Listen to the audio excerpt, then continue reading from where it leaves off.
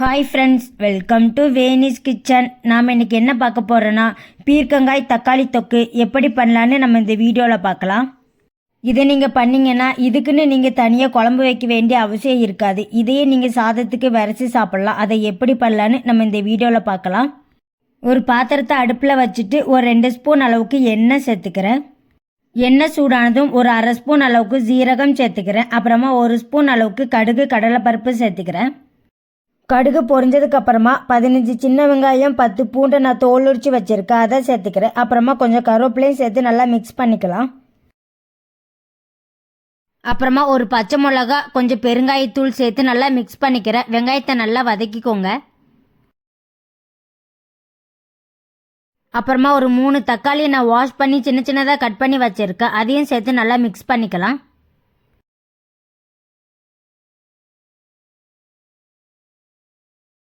அப்புறமா கொஞ்சம் உப்பு சேர்த்து நல்லா மிக்ஸ் பண்ணிக்கிறேன். தக்காளியை நல்லா வதக்கிக்கோங்க.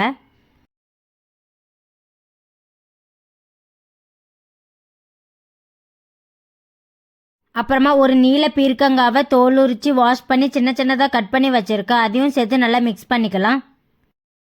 வெங்காயம் தக்காளியில் பீர்க்கங்காய் எல்லா இடத்துலையும் படுற மாதிரி நல்லா மிக்ஸ் பண்ணிக்கோங்க. அப்புறமா ஒரு 1/4 ஸ்பூன் மஞ்சள் தூள், 1 ஸ்பூன் அளவுக்கு மல்லித்தூள் சேர்த்து நல்லா மிக்ஸ் பண்ணிக்கலாம்.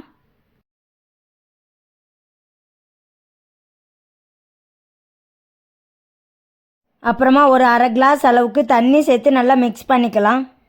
தண்ணி சேர்த்து நல்லா மிக்ஸ் பண்ணிவிட்டு ஒரு 5 நிமிஷம் க்ளோஸ் பண்ணி வைங்க. நம்ம ஊற்றிருக்க தண்ணியெல்லாம் வற்றி பீர்க்கங்க நல்லா வெந்து வரட்டும். 5 நிமிஷம் ஆகிட்டு ஓப்பன் பண்ணி பார்த்துடலாம். பாருங்கள், நம்ம ஊற்றிருக்க தண்ணியெல்லாம் வற்றி பீர்க்கங்க நல்லாவே வெந்து வந்துட்டு. கடைசி உப்பு செக் பண்ணி பார்த்துக்கோங்க. எனக்கு கொஞ்சம் உப்பு கம்மியாக இருக்குது, ஸோ நான் இந்த சமயத்தில் கொஞ்சம் உப்பு சேர்த்து நல்லா மிக்ஸ் பண்ணிக்கிறேன்.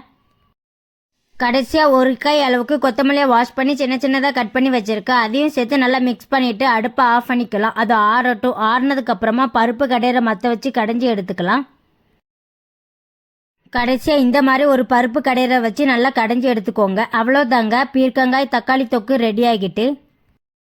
இந்த மாதிரி நீங்களும் உங்கள் வீட்டில் ட்ரை பண்ணி பாருங்கள். இதுக்குன்னு தனியாக உங்களுக்கு குழம்பு வைக்க வேண்டிய அவசியமே இருக்காது. வெறும் சாதத்துக்கே விரைச்சி சாப்பிட்லாம். அவ்வளோ டேஸ்ட்டாக இருந்துச்சு.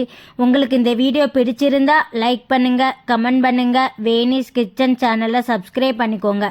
பை ஃப்ரெண்ட்ஸ், நெக்ஸ்ட் வீடியோவில் பார்க்கலாம்.